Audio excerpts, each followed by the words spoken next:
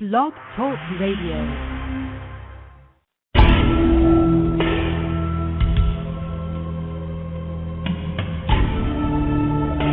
You are now listening to True Murder, the most shocking killers in true crime history, and the authors that have written about them. Gacy, Bundy, Dahmer, The Night Stalker, BTK. Every week, another fascinating author talking about the most shocking and infamous killers in true crime history. True Murder, with your host, journalist and author, Dan Zupansky.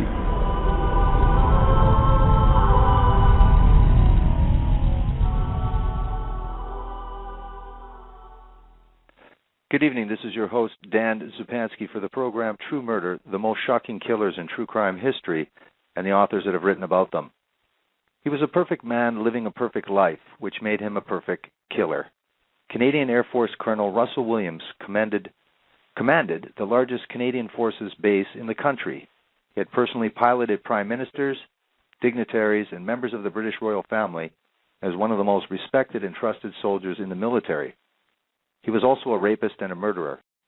This is a disturbing true account of how one of Canada's highest-ranking military officers became one of Canada's most notorious criminals, including his ultimate capture, trial, and conviction for a twisted spree of sexual deviancy and 2 brutal rapes and murders. Camouflage Killer, the shocking double life of Canadian Air Force Colonel Russell Williams, is the book that we're going to be profiling this evening with my special guest, journalist and author, David A. Gibb. Welcome to the program, and thank you for agreeing to this interview, David A. Gibb. Oh, thank you, Dan. Thank you very much. Sorry I didn't get a hold of you just before, so I apologize for that. But no problem. I want to tell you first off, this is one of the more incredible crimes that has occurred probably in Canada, but very much so one of the most unusual and shocking murders ever in the history of true crime. And a wonderful book, by the way. Well, thank you. Let's start off a little differently than your book, and let's get to the character of Russell Williams. Take us back to the early life of Russell Williams, where he grew up in Canada, and tell us about his early family life right from the very beginning based on your research. All right. Well, he came to Canada from England with his parents, and he was only a few months old at that point, and they moved to a place called Deep River, just outside of Ottawa, and it's a small, very I describe it as an antiseptic kind of town. It's much like you'd expect to see on the Stepford Wives or the Truman Show.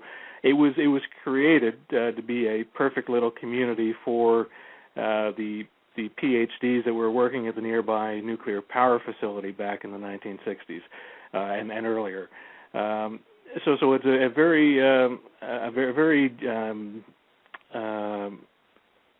sanitized community that it gives off a very odd aura. And I've known a few people who have actually lived there for some period of time, and they could not wait to, as they say in their own words, escape the town.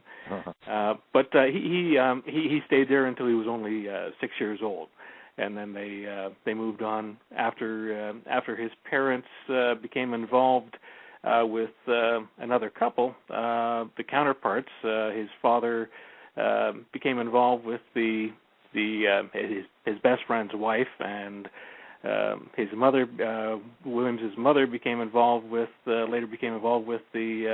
that woman's husband, her husband's former best friend. Interesting. They did a switcheroo there, and Russell moved with his brother and his mom down to Toronto at that point. Okay, now what would you say that characterized his personality growing up? What was, from the research that you've done, what was every indication of what was the type of personality of Russell Williams? Well, by the time he left Deep River, he was only in grade 1, so not a whole lot to base his character on at that point. But I did speak with a number of former babysitters, former teachers, neighbors, and they all reported that he was a normal, well-adjusted kid who did well in school, who got along with his elders and with his brother. There were no signs whatsoever of any ominous future. And the one thing that did stand out was the fact that there were people, including a former teacher, who said that his mother back then was a ravishing, gorgeous, well-figured brunette, and she later said when she saw pictures of Jessica Lloyd, Williams' second murder victim, that she was a dead ringer for what his mother looked like back in those days. Yeah, that's very interesting too. But after they moved to Toronto, he essentially blended in. He was a wallflower at school, not unusual, not unlike many of us in high school, where the kind of guy who just kind of sits on the bench during dances and jokes around with the guys, but wasn't really socially gregarious and outgoing, but hardly the type that you'd expect to be a later serial killer. There were lots of people who had known him back in high school who said that he seemed a little strange and a little unusual, but they no more would have suspected he'd be a serial killer than they'd suspect that he would later be the commander of Canada's largest Air Force base. So there were no indications during his elementary school years, during his high school years, and even into his university years. There was very little in the way of anything bizarre about his character. How did he do academically in elementary school, high school, and we'll wait off for university, but how did he do in general in school? You say he wasn't so gregarious or socially adept, we'll say, but a lot of us aren't, I would say. How was he academically? Academically, he was a good achiever, and the former teachers that I've spoken to said that he was very smart, very bright, and very artistic, and he communicated well with his peers and with his teachers. And I also accessed some reports that had been filed by a Children's Aid Society investigator who, as just part of standard procedure, would come in and observe the family back in those days whenever there was a divorce occurring.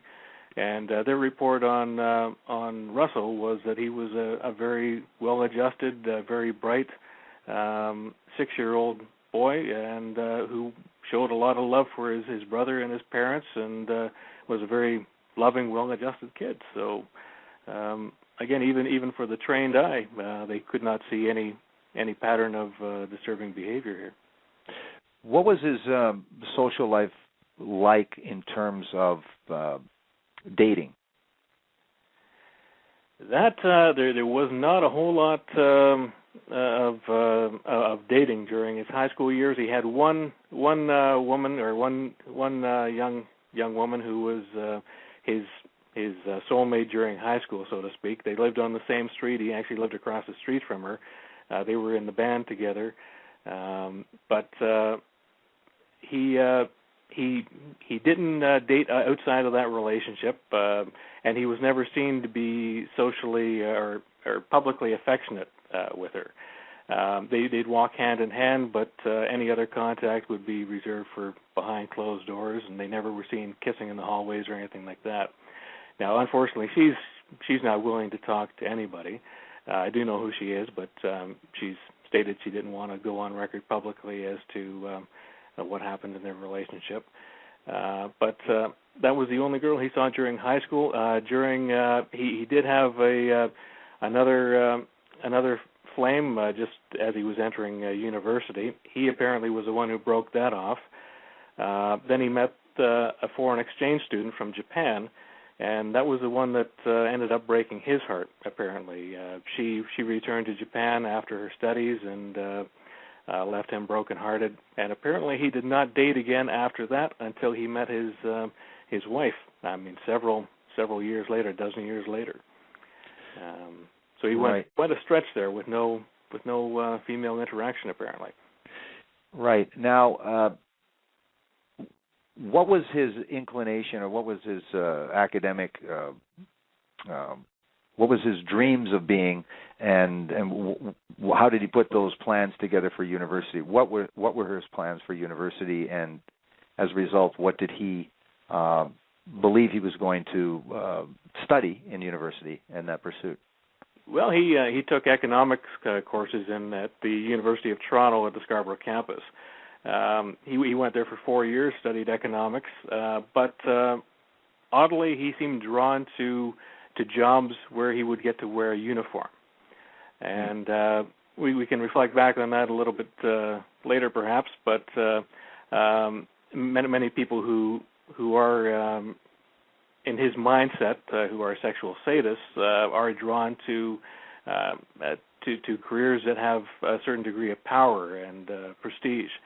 And he seemed to be, during his university years, kind of getting to know himself and moving away from the economics and the bookish type jobs to one that he would be in a position of power in. And he did apply to the RCMP as well, and he was actually accepted as an RCMP officer after a barrage of tests. But he put that on hold to wait and hear back from the military first, because that was his prime objective at that point. Certainly, he had been inspired by Tom Cruise and Top Gun, and that was now his plan for the future. So that was what you put in the book, is that it even surprised his friends who had seen him go through get a degree in economics, but at the same time he seemed to watch the Top Gun movie and then around that time make his decision that he wanted to be a pilot and then apply to the military. Yep. He apparently saw the movie Top Gun several dozen times. And that's when he made the announcement to his closest friends that he had decided to pursue a military career and was going to go for his pilot's license and go from there. And they were all stunned. They thought he was joking at first, but he was dead serious. And eventually, they realized that he's leaving the 4-year economics diploma behind, and he's gonna pursue this military thing. Now, he applied to the military and he was accepted. How did he fare in the military right from the very beginning? Yeah, he was a born natural, according to people who knew him at the time in the military there, and that's why he ascended the ladder so quickly. He really he wasted no time in jumping from rank to rank, and from day one at boot camp out in British Columbia, he excelled, and he did wonderfully. And he was just compelled to achieve and climb that ladder as quick as he humanly could do so. And the people I had spoke to who had worked with him in the military just said he was the ideal officer. He was the ideal candidate, and from the get-go, people knew that he was going to be an achiever. Now, as characteristic of the military, lots of times you are stationed at different military bases, and so you talked about initially in British Columbia for our American audience, our West Coast province, British Columbia. He had also been in Winnipeg. In fact, that's where he married eventually Mary Elizabeth Harriman. Right. Tell us just where he was stationed. At sort of the same time that he met Mary Elizabeth. Tell us that time frame.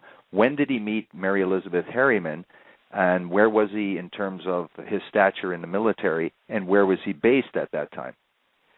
Well, at that point in time, he was actually a flight instructor out at the base in Manitoba there, and he was a major at the time. And he was actually doing, as well as teaching flight instruction to newer recruits. He was in an aerial acrobatic team as well, and he was highly regarded out there at the airport. And his immediate supervisor said that he knew that this man was going to go for the top. That they had already joked about him being the CAS one day, and they knew he was going to be targeted for a very senior position at one point in time. And at that time he had the weekends off, so he would drive out to Alberta, another western province, and that's where he met Mary Elizabeth. And she was still in Calgary at the time. He would drive out every weekend in his little hatchback and spend the weekend with her, and then drive back to the base before Monday again, which is a huge drive to anybody who looks at the map. That is Sure. one huge drive to do return every weekend. Absolutely. So he was apparently head over heels in love with Mary Elizabeth, and they were engaged in a very short order. And like you said, they got married in a small art gallery in Winnipeg. Yeah, the Winnipeg Art Gallery I found really interesting too. I am in Winnipeg, so now tell us about this eventually there is a couple of communities that are involved in this story, and one being Tweed. So you can tell us where geographically Tweed is, and then you can tell us what kind of community this Cozy Cove is. So it has an interesting name, Cozy Cove, and Right. also that there was still some ties to a suburb in Ottawa called Orleans. So tell us about how that worked, and at what time was Williams and his that he was in Tweed, and tell us where Tweed is in terms of geography. All right. Well, Tweed is just immediately north of Belleville, Ontario, where I live actually, and that's on the northern shore of Lake Ontario, a stone's throw across the lake from Rochester, New York. Tweed is about a half-hour, 40-minute drive from Belleville, just directly north. And Cozy Cove is a little offshoot of the village of Tweed. Now, Tweed has about 1,500 people. It's a very, very, very small town village, actually. And Cozy Cove is just on the outskirts of town, on a lake, actually on a little heart-shaped bay on the small lake in town. And it's a very tight-knit community. It's since become very volatile because there's a lot of mixed emotions there right now and a lot of politics being played out. But there's 22 houses on Cozy Cove Lane proper. Now, the community does extend a little bit further. There's dirt paths that you can go through and cut into other little cul-de-sacs. But Cozy Cove Lane itself is very small, 22 homes. And these people, it used to be a very retirement-age community, but these days you have, it's very eclectic. You have blue-collar workers, you have white-collar workers, you have people who come up from the city on the weekend, a very eclectic mix of people. And Williams and his wife blended into that environment because they had a big home in Ottawa, and they were looking for a cottage where Russell could stay during the week when he was working at the base. So he would often stay there through the week, and then either drive back to Ottawa, his home in Ottawa that he shared with his wife, and she was working in Ottawa, so she would stay at that house. And either he would go back and visit her on the weekend, or she would drive down to the cottage and visit him on the weekend. But he was there in Cozy Cove himself throughout the weekdays as he was working at the base. I'm sorry. Go ahead. Oh no. What I wanted to say too is that okay, so the neighbors that were in Cozy Cove, how did they characterize the couple themselves? Not that they found anything odd, but they did have an impression of them. Again, this seemed to be that they didn't show the kind of affection that some people might show. But you tell us about what the impression of the neighbors were about this couple. Well, they told me that they looked upon them as more. They said if they didn't know better, they wouldn't have thought they were married or even a couple. Although they did walk around the neighborhood at times hand in hand, just kind of strolling around, looking at flowers and birds and the water. But he said more often than not they'd be very formal around one another, both in dress and in conduct.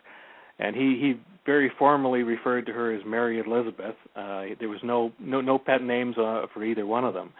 And he would actually tell the neighbors she would like to be addressed by Mary Elizabeth. Don't call her Mary or Liz or Mary Liz.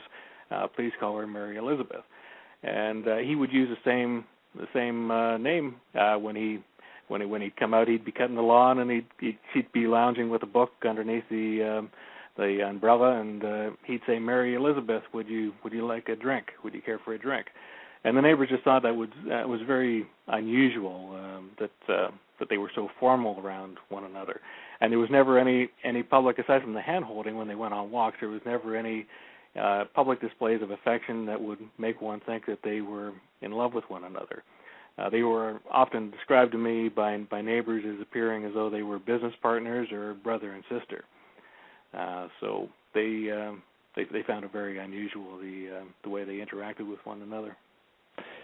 Now, they didn't have a lot of opportunity to consort with too many of the neighbors, but one of the neighbors lived next door, and they called him, sort of affectionately, the people in the community called him the mayor of Cozy Cove, and his name was Larry Jones, and so he was next door. Tell us about Larry Jones. Had some insight into Colonel Williams, Russell Williams. Tell us what you had found. Larry Jones had said about Russell Williams and his behavior. Well, Larry Jones is, to put it, I don't mean to talk down either, but he's a country bumpkin, and he's proud of that. He was born and raised in the country, and he's very much a country boy. He found Russell Williams to be a bit of a comedy act, being a city slicker and not being very used to country living, and being able to be self-sufficient with tools and the riding lawnmower and boats in the lake. And he told me he often laughed at how inept Russell Williams was for somebody who was so far up in the military. How he couldn't tie his boat properly and would let it drift out into the middle of the lake, and how he had no idea how to change blades on his riding lawnmower. So he would often help his next door neighbor with menial chores like that. And there was one time that Russell Williams was scheduled to drop the puck at a charity hockey tournament in Belleville here as well as the base commander. And he went to Larry Jones and asked, "How do I drop a puck? What is there to it?" So Larry Jones took him with a puck and some hockey sticks out to the garage and showed him how to drop a puck. So he just found Williams to be a bit of an anomaly that way, and to be quite reclusive. When he didn't need your help, he said you wouldn't even know he was home. The house would be kept dark. He would always keep his vehicle parked in the garage. The blinds would be closed. The doors would all be shut. He said one time he heard music coming from the house, and he went over to check it out because he thought somebody may have broke in, and was scared when suddenly Williams popped his head up from the window and was watching a movie, and he had no idea he was even there for the weekend. So he said he could be there. He could be there for days, and you wouldn't even know he was home. Now, part of the training for a military person, and Russell Williams thought it was very important to keep up his physical appearance, and also to work out and keep healthy and keep physical. And so one of the characteristics that his wife knew about was that he would go often for evening jogs. Tell us a little bit about some of the habits that Colonel Williams had that, of course, his wife was aware of. Well, he was starting to feel the effects of age. He was 44, and his back was giving him problems. His legs were giving him some trouble, and he was on medication, some pain control medication for his arthritic condition. And he would tell his wife apparently that he would go for these evening jogs just to relax his muscles and make it easier for him to sleep at night. Now, oddly, I mean, a lot of the break-ins occurred between the hours of 1 a.m. and 5 a.m., and he'd be in a lot of these homes for upwards of 2.5 hours, which in itself is incredibly strange. Usually when somebody breaks in to steal something, you go in, you grab it, and you get the heck out of there again. You don't stay in the house for 2.5 hours, undressing, posing in their for self-portraits in their garments, lying in their beds, and it's completely bizarre. But the fact that he claimed to his wife to be out for late night jogs before going to bed, it just seems beyond belief that a spouse wouldn't question you when you came back several hours later in the wee hours of the morning. But that was his excuse. That's how he put it to his wife, was that he required these jogs to relax and to settle in for the evening. Truth was, he was when he wasn't breaking in, he was using these jogs as reconnaissance tours around the neighborhood to find out where the single women lived or where the attractive women lived, and set up his agenda. Now, tell us what year this is that they've had these rash of break-and-enters. You've already alluded to what happened at the break-and-enter of these break-and-enters, but tell us about the first break-and-enters that were discovered by police and what the homeowner discovered, because now we know what Russell Williams was doing in that home, but unbeknownst to the homeowners and to the police that investigated these break-and-enters, tell us just what happened and the police reaction from the very first break-and-enters that occurred in Cozy Cove. Well, the first break-and-enters that happened in Cozy Cove were back in 2007, and the very first one was his next-door neighbor, not Larry Jones, but the neighbors on the other side, which was a middle-aged couple who had a teenage son and a preteen daughter who was about 12 years old at the time. And Williams took a liking to the 12-year-old girl, and she became the target of his first break-in when they were actually up in Sudbury, a northern Ontario town, for a death in the family, a family illness that later turned to a death. He used that opportunity to go next door and spend several hours going through her stuff in her bedroom and posing in her underwear and on her bed, taking portraits of himself. And he returned to that house several times. But from there, it just continued. He preyed on other homes in the area. None of these were noted at the time or reported to police, with the exception of one. He was just so meticulous at that point in time that he could enter a house, he could spend hours there, he could have his fun, leave with a few what psychiatrists call souvenirs or trophies, and people were none the wiser that anybody had been in their home.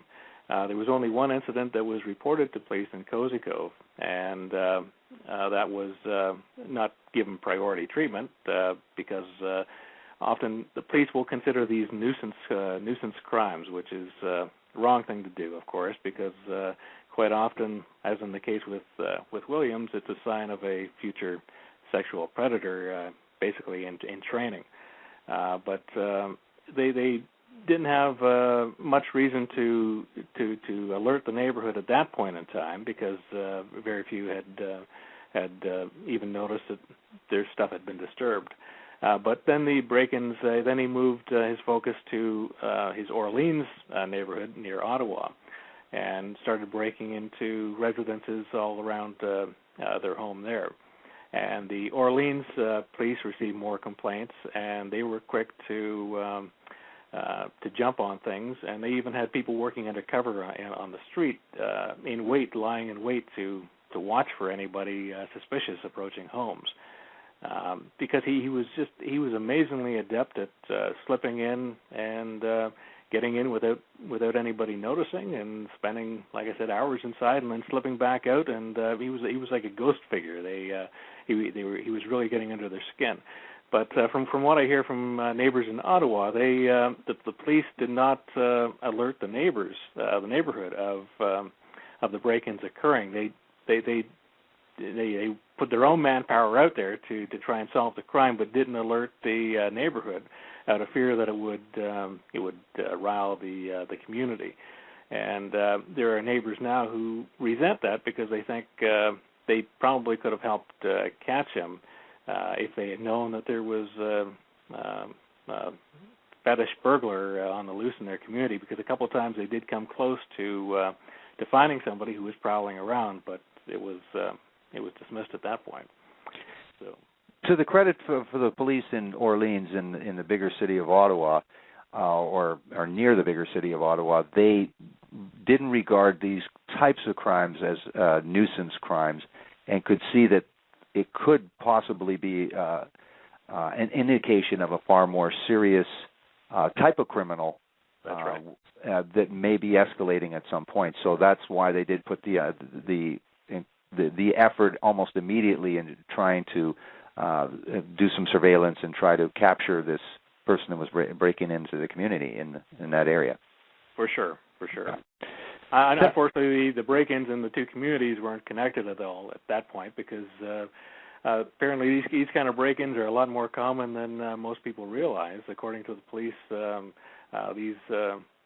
these occur in most big cities on a regular, ongoing basis. So to connect the break-ins in Cozy Cove, which was 200 kilometers away or 250 kilometers away from the Orleans neighborhood, was just not going to happen that quickly. Now let's talk about the escalation of Russell Williams in terms of, you said he was very adept at breaking into the home and then the homeowner not being aware that he had taken the underwear and the camisoles and the bras and the trophies, and that he'd even been in the home. At what point, and was it in Cozy Cove, that he escalated his behavior in terms of letting people know that he had been in their homes? And what did the police do as a result of that? Well, he started getting bolder, and I think he was probably getting bored with being so careful and being undetected. I think he wanted the thrill of being hunted and outsmarting. Part of his narcissism was just the fact that he thought he was smarter than everybody else. He was sure he was smarter than the authorities, and he welcomed the challenge because he honestly believed that he could get away with it all.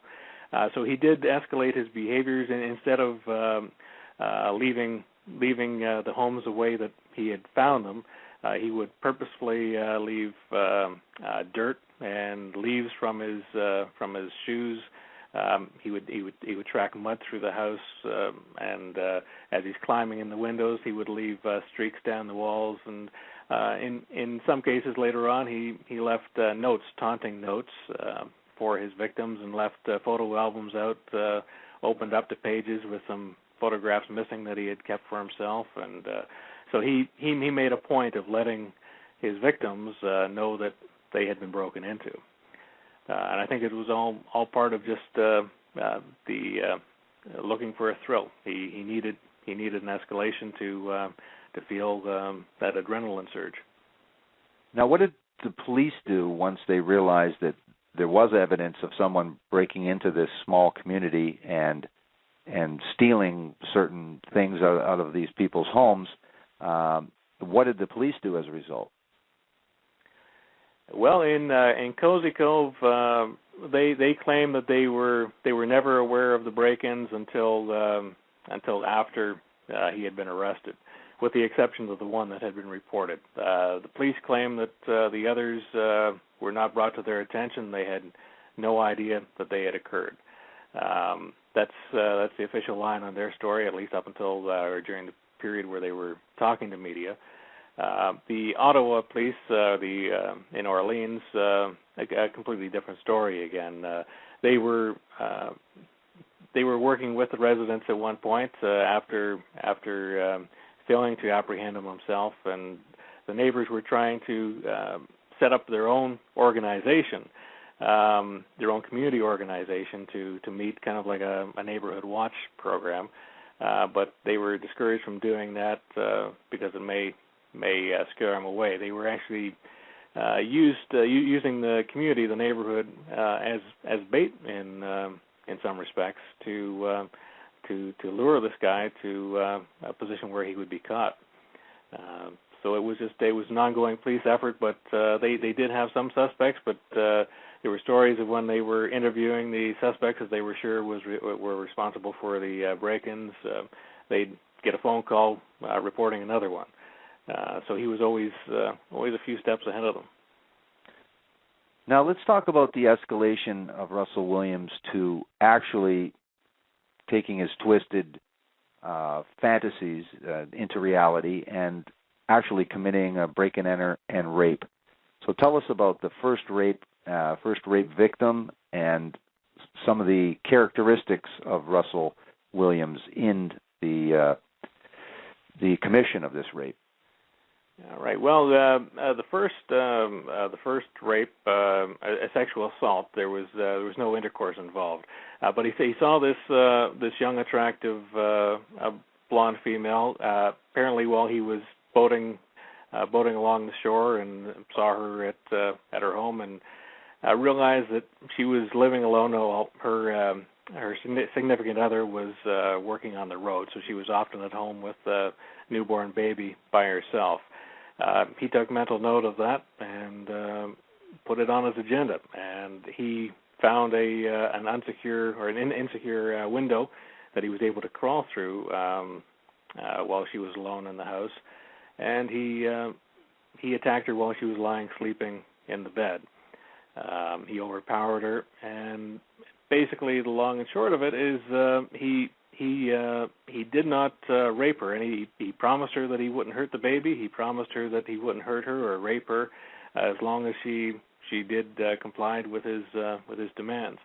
And his demands at that point were to tie her up, to remove her clothes, to have her pose for photographs for him, some pretty lurid photographs, and then he would let her go. And that's essentially all he did. He was there for a couple of hours and took a series of photographs of her and had her pose in demeaning and dehumanizing, humiliating positions, but he did not, he fondled her, but he did not engage in any sexual acts beyond touching.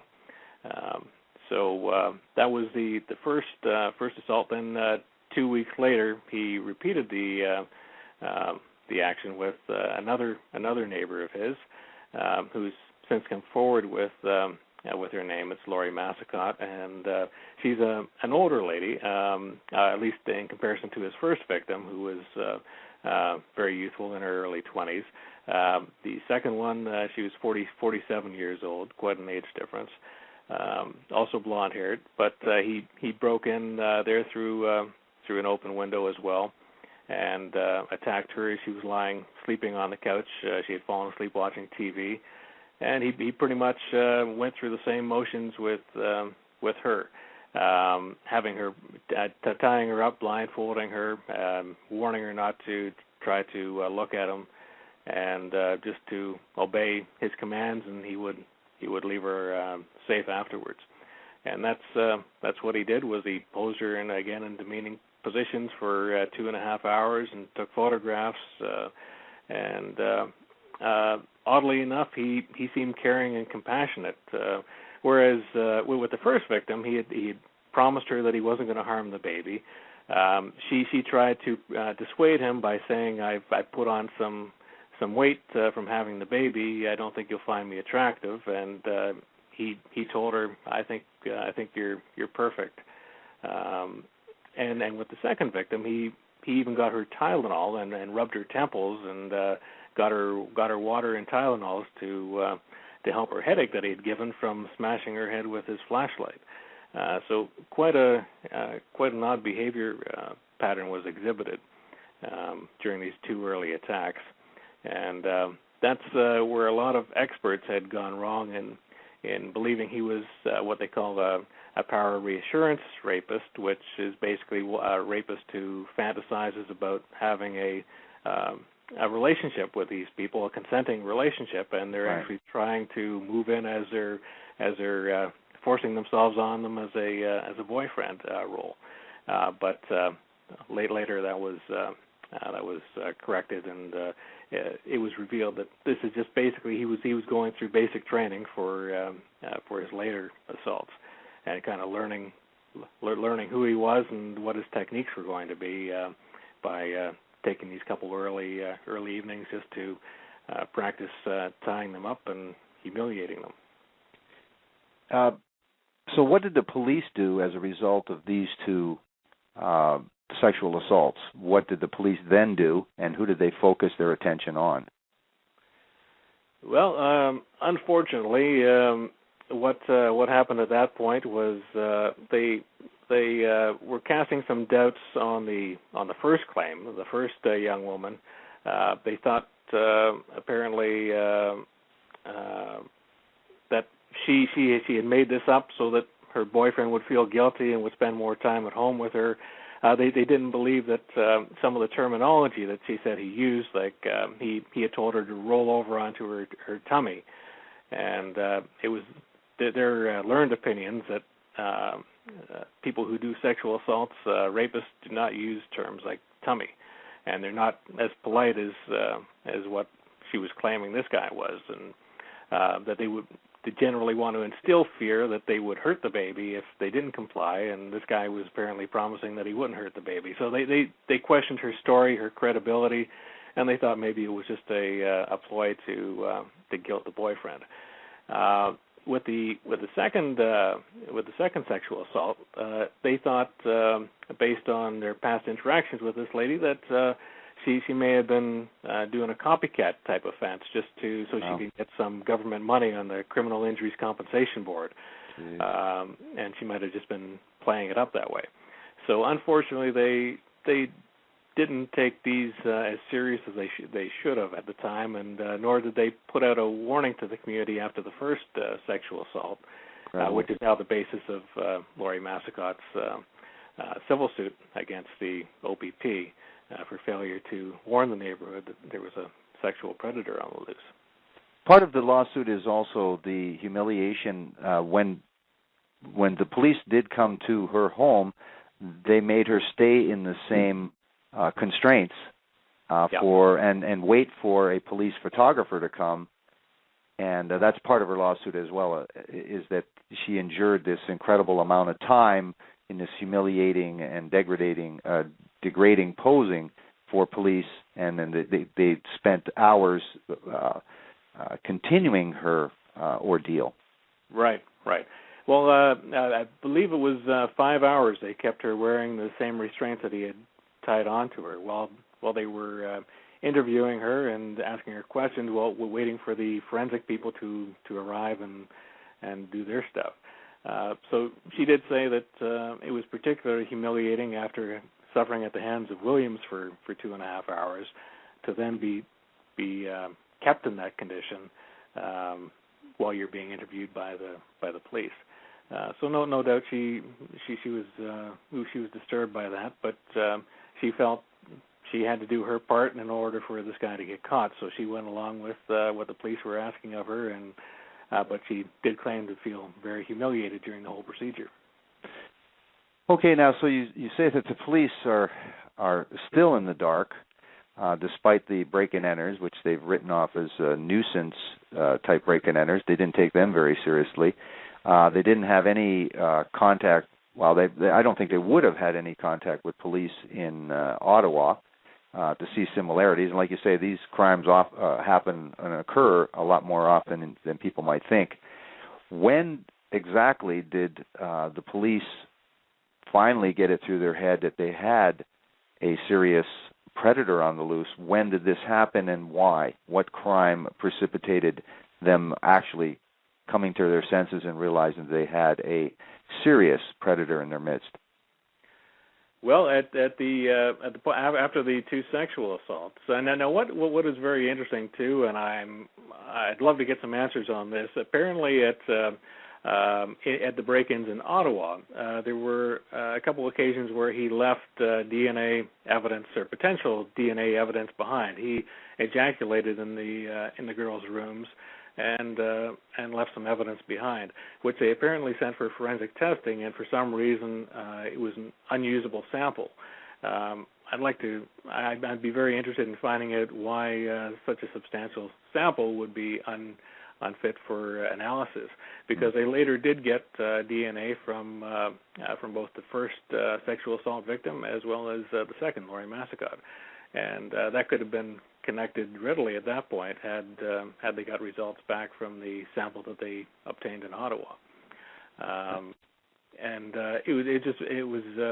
It's very peculiar that based on the testimony as to what he did at this particular residence in Ottawa, he not only adulterated hairbrushes and garments, but he ejaculated over dresser drawers. So there should have been substantial fluid to be able to obtain a DNA analysis on. So I'd be very interested in finding out more about why it was unsuitable for analysis, because that was a huge opportunity to begin linking these crimes up. And they did get samples from the two sexual assault victims in Cozy Cove, but Laurie Massicott was put up by somebody she knows to call the police and claim it was her next door neighbor, that she recognized the voice suddenly after further review in her head, and she recognized the voice as that of Larry Jones. And based on that alone, apparently, there's no indication that they had anything else to go on other than her word.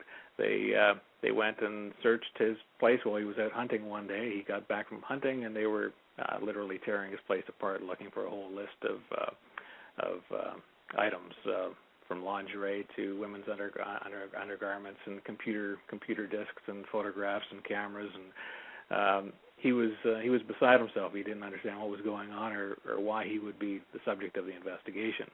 But for quite some time afterwards, he was a prime suspect. He even went in for polygraph. He volunteered to undergo an extensive polygraph test and was given a pass on that. And they told him he had been cleared, but yet he still found out weeks later that they were still asking around about him, still interviewing people about him, and they were still hot on his trail. So they were wasting a lot of time, unfortunately, with this false lead that they were given about Larry Jones. Now, just for our audience, so we could tell, Larry Jones is at that time was a senior citizen. Maybe you could tell us just why he did not, in hindsight, of course, why he couldn't possibly have been the person. At least it didn't seem so, from what they found in his cottage, which was. Tell us what they found, and tell us who he was, and what kind of physical shape he was, and what kind of size he was, and tell us a little bit more about Laurie Massacott's description that didn't really seem to fit. Tell us a little bit about that. Well, the police had been given descriptions by the first the two sexual assault victims as a male, I believe they said probably between 30 to 50 years of age. He was tall and skinny and didn't have a whole lot of body hair. And by contrast, Larry Jones is 65 years old. He's as hairy as a gorilla and proud of it. And he's not short, but he's certainly not tall and lean either. He's got a very pronounced beer belly, and he's proud of that as well. But apparently, when the cops were focusing on him, he just ripped his shirt open and he said, "Do I look like the suspect that you've been given a description of?" And they had no answer for him. So it was very, very bizarre that they chose to focus their efforts on him, but and as we know now, it was a lot of wasted time. Right. So tell us now about the actual murder, the first murder, and what police then did as a result of that incident. Well, the first murder was in November 2009, and that was Marie France Como in Brighton, Ontario, which is just west of Trenton, where the Air Force Base is. And he had broken into her house a week before. He had access to her. Now, I should mention that she was a flight attendant working at the Air Force Base. He had flown with her once before and learned that she lived alone, and he found her attractive, and he made a mental note of that, no doubt. And he was able to access her personnel records at the base and find out when she was away on assignments, and use that to break into her house to do a little reconnaissance, make sure there were no males living there, and check out the floor plan. He always liked to acquaint himself with the floor plans of the places before he made his final attacks. So he broke in there exactly a week before the murder took place, and stole some of her undergarments and posed for some pictures. Once again, his typical signature. And then he returned a week later and broke in through a basement window and lurked in the basement, waiting for her to fall asleep. She came downstairs to check on her cat, or to find her cat to feed it. And he sprang out from behind the furnace and started attacking her. And the assault went on for several hours, and it was I present it quite graphically in the book, because later his behaviors are analyzed as to why he did certain things that he did do. But the details are very graphic, and I had access to video transcriptions, and I was at the sentencing hearing for 4 days and heard all the testimony, and it was very graphic details. He wrapped her face up in a towel and duct taped around it, and he ended up killing her by suffocating her with the duct tape over her nose and her mouth. The scene was quite brutal. He beat her quite severely because she did put up a fight. She tried to fight her way out of it, and as a result, she suffered a lot of injuries. But oddly enough, after it was her boyfriend who discovered her body a couple of days later, called the police, and the police then told the public that there was no reason for public concern, that there was no public risk involved. Wow. They were suspecting it as a domestic occurrence at first, but later ruled out her ex-boyfriend and her current boyfriend, and yet for 2 months the public was still told there's no public risk here. Even though, again, they got DNA from Marie France's home. Why this was not immediately connected to the DNA obtained in Cozy Cove, the DNA that was obtained in Ottawa that apparently wasn't usable, all these linkages should have put a fast end to this. But the public word was that it was an isolated incident, no threat to the public, and carry on as usual. Unfortunately, it was 2 months later that Jessica Lloyd went missing. Now, tell us about Jessica Lloyd and her murder.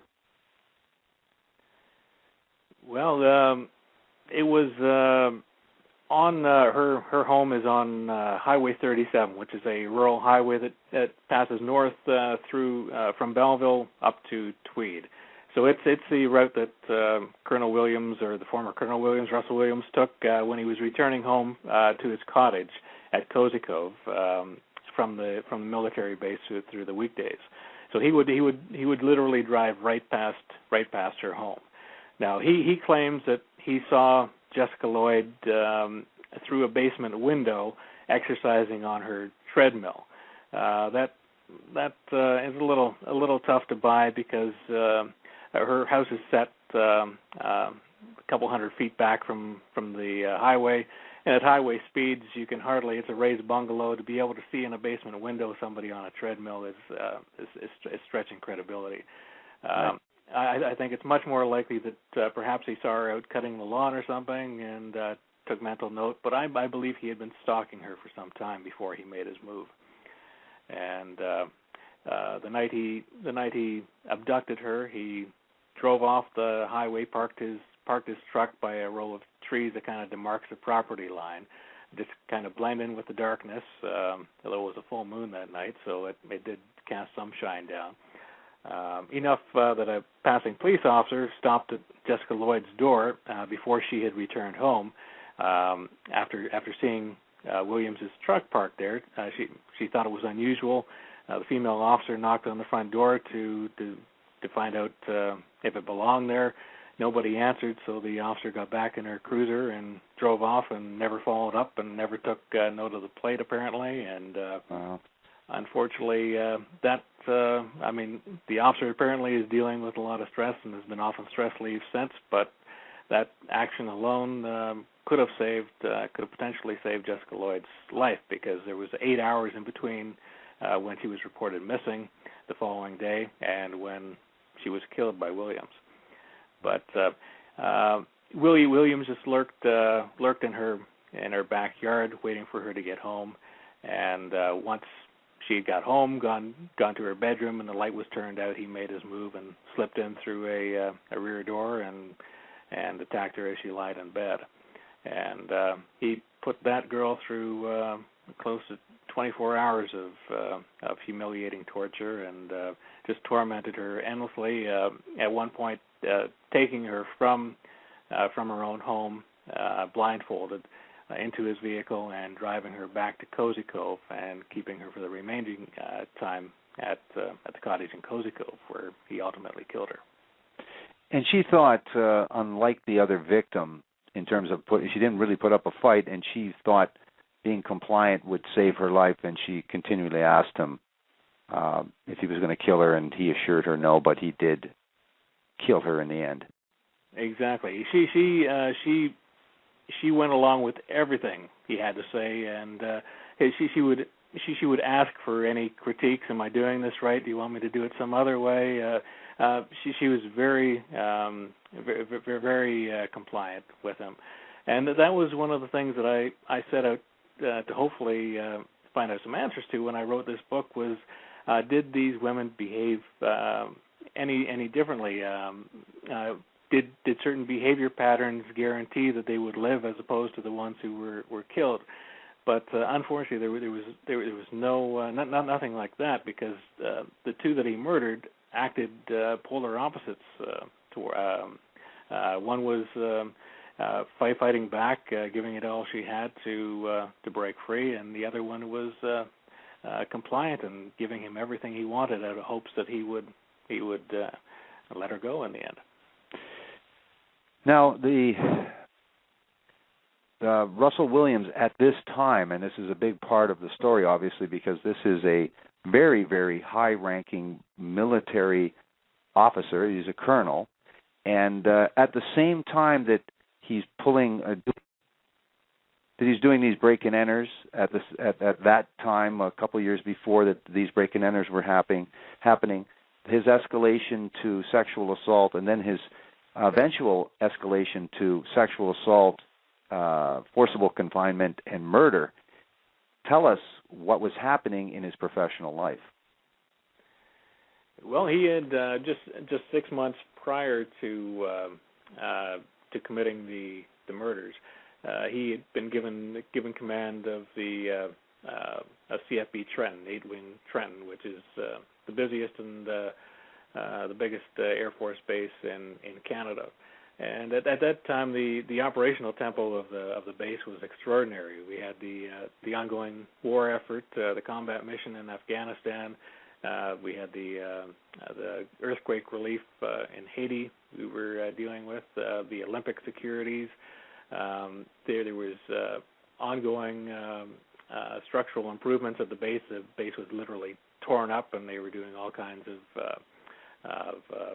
restructuring there. There was the the tempo around the base was just through the roof. So no doubt he had his share of stress, but he managed to keep all in order, and he never showed any sign. According to everyone I've interviewed, he was one of the most calm, collected individuals they had ever met, and he never once appeared like he was out of control. Incredible. So at this time, after the second murder, police find a footprint outside the home and also tire tracks. And tell us how their investigation proceeds from there. Right. Well, it was actually Andy Lloyd and a relative of his, another cousin, who That's right. who looked around the property and found the tire tracks. The police later took credit for it, but it was Andy Lloyd who found the footprints and the tire tracks. The police then made castings of those prints and the tracks, and were able to, through their specialized forensic services, be able to narrow it down. Now, they did get the year of the vehicle wrong too. I believe they said it was a 1999 to 2001 Nissan Pathfinder, and his was a 2002 Pathfinder. But they did get the make of the vehicle correct, and they did get the brand and model of the tire correct too from the prints. From the footprint, they were able to determine the type of boot that was worn. And bizarrely enough, when Williams went, when he was called in for the interview at Ottawa Police Headquarters, he drove the same truck and he wore the same boots. Incredible. He had used it at Jessica Lloyd's house. Now they did a routine roadside check, and tell us how they actually discovered that Russell Williams could have been a potential suspect, despite the appearance of him being beyond reproach because of his stature and his position. But tell us how they proceeded with getting Russell Williams and the questioning. Tell us what happened next. All right. Well, it was interesting. I learned from some residents in Cozy Cove who were irritated by the fact that when they had gone canvassing the neighborhood door to door, nobody had answered at Williams's residence, and when they learned that it was the commander of CFB Trenton, they kind of sloughed it off and didn't bother to follow up with it again afterwards. But luckily, when they did the roadside stop, which is typical investigation procedure, they waited till 1 week from the night that Jessica Lloyd disappeared, and set it up just outside her residence to talk to people who would routinely pass by that time of night and that day of the week, and see if they had seen anything out of the ordinary. Now, right. Their secondary purpose was to look for any vehicle that matched the years of the Pathfinder they were looking for and had the kind of tires that they knew belonged to the vehicle as well. So while one officer was questioning the driver, the other officer was taking a look at the wheels and the tires and the model of the vehicle. And with Williams, he was one of the first stopped at the traffic stop there, and they realized that his vehicle came very close to matching the years they were looking for in the Pathfinder, and he had the right tires, and he had the connections. Murray Franz Como, the first murder victim, worked at the base. The sexual assault had happened in Cozy Cove, where his cottage was, and Jessica Lloyd had disappeared right on the route that he used to go back and forth. So from there, they put the proverbial two and two together, and then one of the officers asked him to come in for questioning. Is that what happened?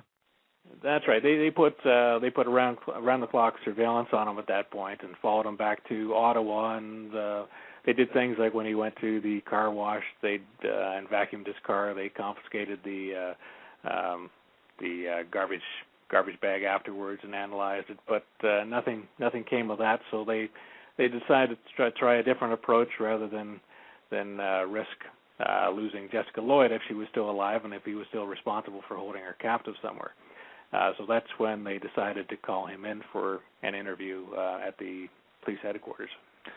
So by the time they asked for the interview, they were already gathering the warrants. They had a good idea that it was possibly him, and so that's the way the questioning went. And they also picked a person that was very, very experienced and potentially could get him to build a rapport with Williams. So he had a definite strategy to be able to go in and question him effectively, while at the same time they were gathering evidence via warrants to be able to further their investigation. Absolutely. Their choice in Detective Sergeant Smith was fabulous because he did establish an amazing rapport with Williams. Williams was actually reluctant to see him leave the room each time he left, and wanted assurances that he was coming back again, that he didn't want to talk to anybody else. So he was very effective in establishing that respectful rapport with the colonel, who was very cocky at the time that he first went in there, chewing gum and making wisecracks and smiling for the camera. He became a very different man over hours of questioning by Detective Sergeant Smith. But he did produce. He was asked to produce the boots off his feet, and he voluntarily surrendered them to Smith, and they matched up with the castings that they had made from the Jessica Lloyd's property, and he basically he put the nails in his own coffin there. Now, how did Officer or Sergeant Smith conduct the interview? At first, they built a rapport. Obviously, he was interested in his career. They built sort of a mutual respect, of course, by being non-intimidating. You said the days of rolling up the sleeves and two guys in the room, they just sent this sort of smaller-looking guy, sort of an unassuming guy, too, not a big, tough cop, and not with that kind of attitude going into the room. But tell us how, at some point, he put some things in front of Colonel Williams that he hoped would get a response that he eventually did get. Well, Detective Sergeant Smith is a very unassuming man, as I've described him in the book too. Not the very intimidating fella, and that works to his advantage, I'm sure. The likes of Williams, especially with Williams's narcissistic personality, probably would feel he was at a huge advantage over Smith from the get-go. But Smith is kind of like the Columbo character, where he's underestimated, but if you turn your back on him, he's got you. And Smith used that to his advantage, and it struck up a respectful rapport with Williams. He didn't treat him like a criminal, like a dirty predator. He spoke with him on an equal basis as commander of military forces, and paid him a lot of respect that way, which obviously worked well with Williams and his character and his need for prestige and respect that way. But it was the evidence once Smith presented the footprint evidence and the tire tread evidence and similarity in the vehicles, and presented that to Williams. He knew he's a smart man. Williams is no dummy. He knew his goose was cooked, and at that point, it became obvious to Smith that Williams was more concerned about the well-being of his wife and his public image in terms of the Canadian military establishment. So he worked on that. He basically got Williams' cooperation through making things easier for his wife and bringing less shame to the or making him believe that it would be less shame to the Canadian military establishment. So in that respect, he gained Williams's trust, and it did not come without effort, and without a great deal of reflection on Williams's part. If you've seen the video or I have. Yeah. Read the book, there are long periods where no words are exchanged. He's just sitting there stroking his chin and staring at the floor, no doubt fighting with the turmoil of what should I do? How can I make this best? And eventually he just caved in. And when Smith handed him, or actually no, so Smith asked where Jessica Lloyd was, and the breaking point was Williams just looked up at him and said, "Got a map?" And from that point forward, he let it all loose. In terms of some of the evidence as well that maybe police might have found, Smith was able to determine, well, Russell Williams, Colonel Williams, did not want a new home that he had built, they had bought together with his wife, to be ripped apart. So he wanted to lessen some of that trauma for her, the destruction of that home. So he willingly gave up a lot of secret stashes of some of the computer disks and some of the clothing that he had hidden. Tell us a little bit more about how extensive a confession and disclosure of evidence that Smith was able to get from Colonel Williams. Well, Williams just came clean with everything. Basically, like you said, he was concerned that the home they had just moved into in Ottawa, which was his wife's dream home that she had wanted for many years. They had just moved in just weeks before, and boxes were still packed, and they were still unpacking and settling in. And he was concerned that they were tearing up the floors and punching in the walls, and that the house was being destroyed. So he told Smith, "I'll tell you exactly where everything is as long as you promise to pull your men out of there and just target specifically where I tell you."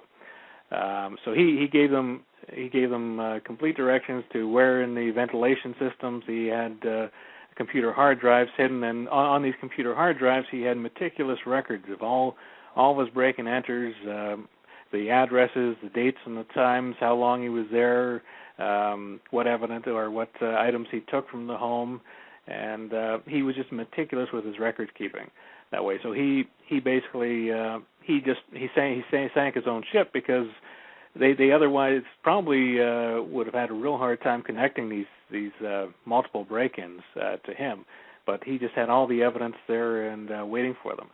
He also gave them directions to boxes that were filled with boxes and bags full of women's undergarments, and photographs of his victims, and photographs of Jessica Lloyd, along with some of her identification that he had taken, that were in boxes, in unpacked boxes in the house that they had just moved into, oddly enough. And they uncovered most of the items in the Ottawa home, but he also gave them directions to places in the Tweed cottage where he had duct taped some 8mm videotapes of his attacks underneath his piano, and other items in the Ottawa home as well, more computer gizmos and stuff like that too, and discs and files. So they had a bounty of evidence. At that point, they had just hit the mother lode. They really their case was made for them. They didn't have to do any further digging after that. And so basically the world woke up basically the next day, and Canadians, and especially the Canadian military, to learn that this person that they had no idea, this exemplary military person, and despite maybe being somewhat odd, no one would have thought that this person was capable of this whatsoever. At the same time, the military acted swiftly to distance themselves from Colonel Williams, and we'll go on, if we get a little bit of time, we'll talk about that. But basically, unlike many, many trials, and you point this out, multiple homicide, the defense lawyer decided just to enter a guilty plea at the trial. Isn't that correct?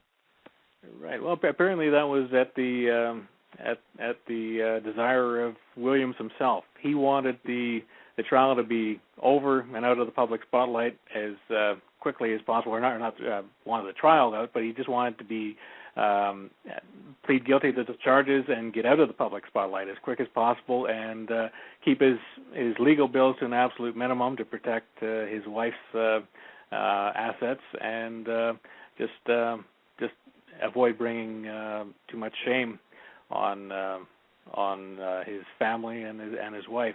There was also indication that he had evidence that they had found relating to photographs of bondage and discipline and S&M, and a lot of it involving teenage girls that he wanted to keep out from the media spotlight. So it's been rumored that was part of his desire to get it all over with as quick as possible. So he was also implicated in 48 break-and-enters and the sexual assaults and the 2 murders. Tell us about the sentencing. Tell us about sort of the mood at the trial, and tell us about what the military did.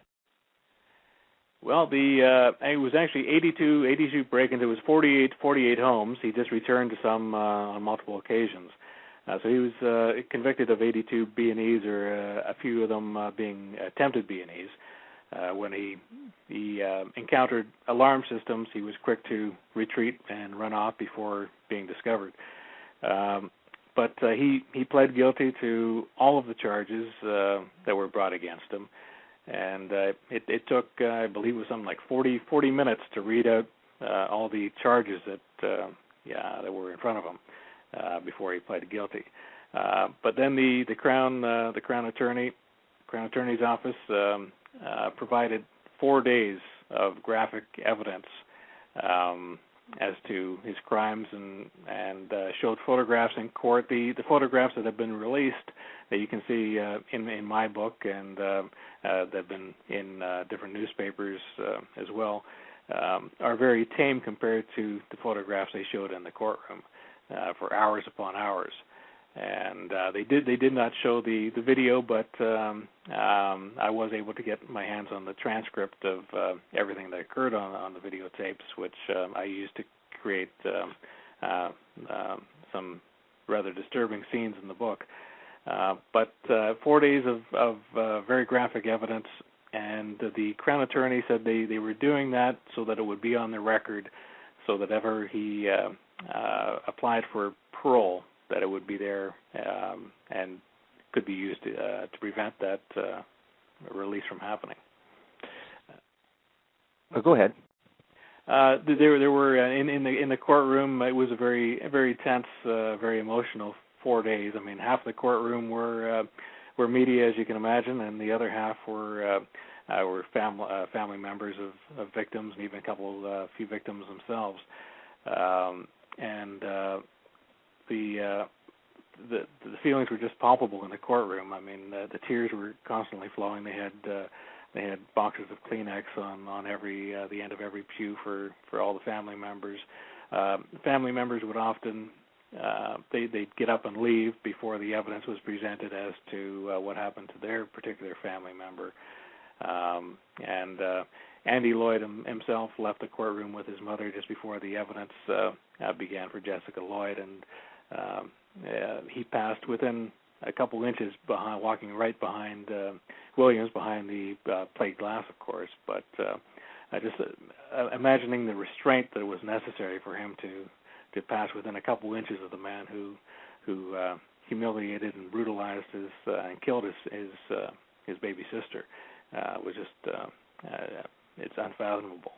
But the courtroom was it was a very quiet courtroom, aside from the emotional outbursts occasionally. But everyone was just glued to the testimony, because up until that point nobody knew that he was involved in cross-dressing. That was released. That came to light during the sentencing hearing, and the hundreds of photographs that they showed those in the courtroom of him posing in very provocative poses in their undergarments and on their beds, and doing a very unspeakable acts with their teddy bears and their hairbrushes and stuff like that. So it was very intense 4 days. But Williams did get up. To his credit, he was asked by the judge if he would like to address the court with anything, and he did get up and offer a spoke for about 5 minutes, and there was nothing that was going to do to. There's nothing that could help him with. His sentence was automatic. There was not going to be any form of leniency. He had been disgraced publicly and exposed for who he really was. But at least he stood and addressed the courtroom. Again, with no indication that it was an attempt at being self-serving, because there was nothing to be gained from it. So that's how the courtroom testimony ended. Now, of course, he was emotional in his speech, but his tears, there were no tears coming from his eyes, and when he lifted the tissue to his face, it was to wipe his nose and not his eyes. So as to whether or not there was true remorse remains a hot topic of debate amongst the experts, but most tend to agree that he, as a sexual sadist and with the list of personality disorders that he's got, that he's not feeling remorse, and he has little compassion for the victims and the families of the victims. Right. We just have a little bit of time left. We've gone a little bit over just because this story just is just necessary to explain this full, incredible, compelling story. I found the military response quite dramatic. Tell us what the military did as a result of this. Well, they immediately went into damage control mode, which is understandable. I mean, we've had serial killers before in North America and around the world that have been oddities, and the people we'd least suspect, the Ted Bundys amongst us, but never has a serial killer been this high in a public position of authority before. I mean, in order to, if you go into the history of serial killers who have been this high-ranking in the military, you'd have to go back to the days of Joan of Arc to find a similar ranking officer who was exposed as a serial killer. So, I mean, just the position in society that this man had was just devastating to the community, to the country, and most of all to the military. So obviously they went into immediate damage control to make sure that the public was aware that this was a very one-off case, and that the military did not create this person, and that he was just a bad guy who managed to infiltrate a very sound and honorable military community, and he could have belonged to any profession, really. So it was just then, of course, the public got concerned with whether or not the screening methods are appropriate at the military, and that opens up a whole other can of worms. Seeing that there are no psychological tests involved from the time a new recruit goes through the ranks and ascends the military ladder and becomes a colonel and is given command of a military base, there are no psychological tests given to those candidates. So is there room for improvement? I believe there is, and so do many of the experts. Well, what I was speaking about, as you've included in your book, is the military took the unprecedented step of gathering all his uniforms and burning them in case somebody would buy that uniform or auction it off as a curiosity or a keepsake. And the medals were destroyed so that they could never be turned into anything else as well. They did an unprecedented effort to rid themselves of the memory of Russell Williams to a great degree. It was personal, it seemed. It was professional, but it also was an incredible chapter in the military's history that they wish they didn't have to have gone through, I think. For sure, they want to erase all memory of this man, and I mean, that's completely understandable. What's disturbing, though, is just how many people want to sweep this under the carpet and pretend it never happened. There's a huge mindset out there that believe that if you pretend it didn't happen, then it really didn't happen. And I just disagree with that mentality altogether, because this was a huge wake-up call for all of us to realize that there's predators in our midst, and so sometimes they're the very people that we're taught as children to run towards for help, that are capable of such grievous actions. So I think it's a huge wake-up call, and I think we do ourselves a disservice as a society if we try and bury all memory, all recollection, all accounts of what he did.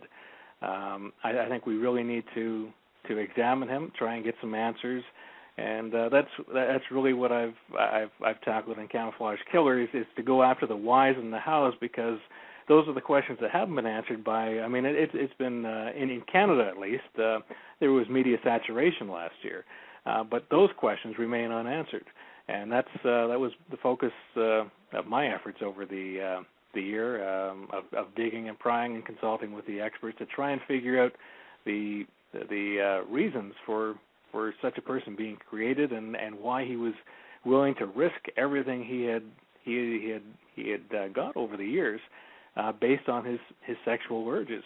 And really, I mean, it was fascinating discoveries and disturbing discoveries, but I think we need to examine that. And if we pretend it didn't exist, then we're destined to repeat history again.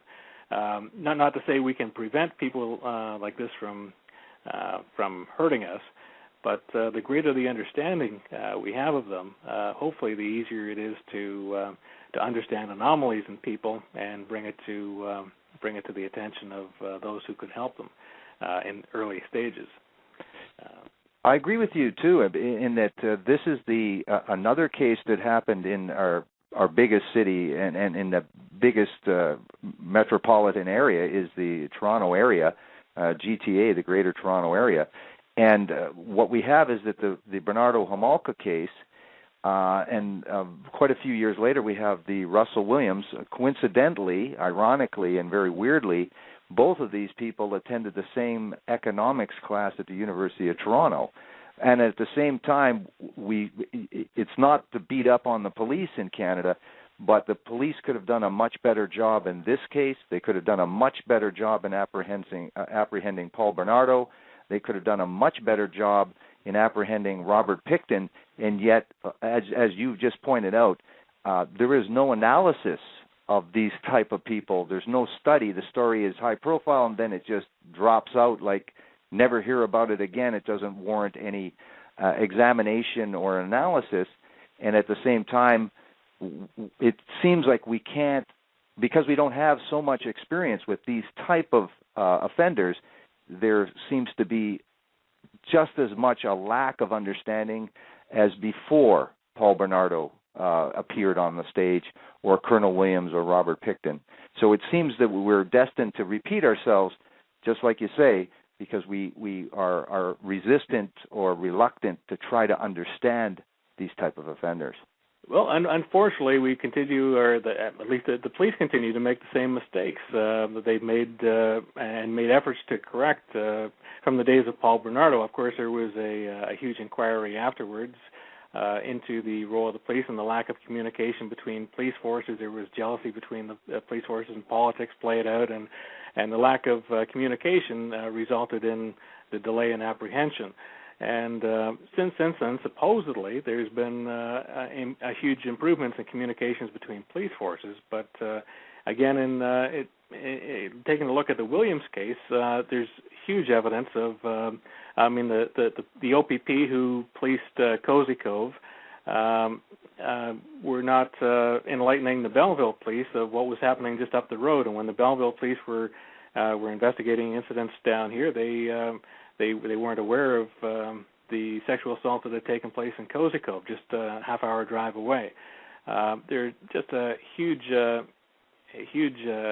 miscommunication gaps where there was one lady who was broken into and had sex toys, sex paraphernalia stolen from her. Williams left a taunting message on her computer, go ahead and call the police. I'd love to show the judge your really big dildos. And when the police came and responded to her call, they weren't aware of the sexual assault that had taken place just a short drive up the road from her. And then when Jessica Lloyd went missing, it was really just a few hundred feet away from the house where the sex toys were stolen, and police were canvassing the neighborhood. This victim had to remind the police that she had been broken into and had sex toys stolen and taunting messages left. This is a spitting distance from Jessica Lloyd's house. So the police just they still need to improve communications, and the whole fact that after the sentencing hearing, the police and the Crown Attorney's office said we can't discuss any more facts about this case for 30 days until the appeal timeline has been exhausted. 30 days later, they issued a statement that none of the police officers or Crown attorneys involved in the Williams case were going to talk to the media anymore out of respect for the victims' families. Yeah. So it's been a big, huge media blockade. There's no more questions can be asked. No answers are there to be given. Just one huge blue wall, and that is not how you improve police services and improve investigation techniques.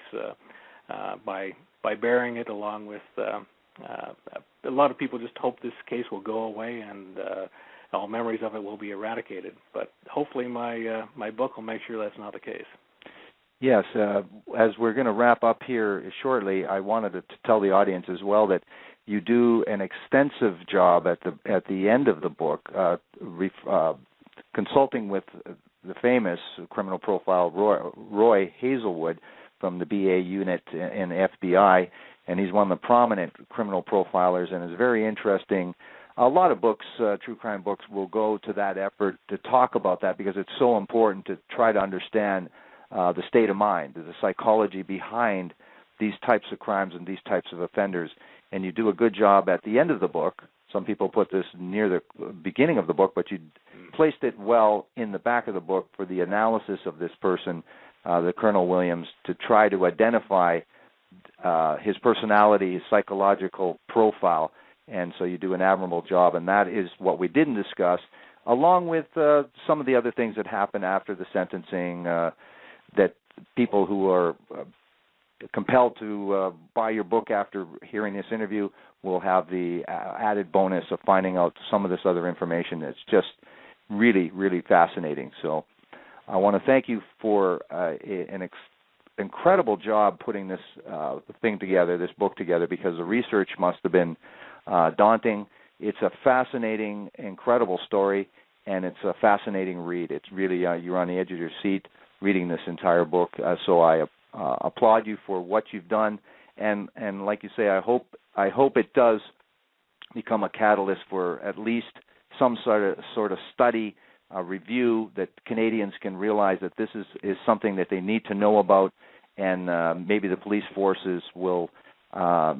It might be a wake-up call for them as well, because we just keep getting too many of these cases where, with VICLAS, and which is the American equivalent of VICAP, we should have a system that the police agencies communicate with each other. This is not the 60s or the 70s when they didn't have that type of technology, and yet we're seeing the same sorts of problems where just a few, like you say, just a few miles down the road, the police are unaware of crimes that could easily or should be readily connected anyway. So, absolutely.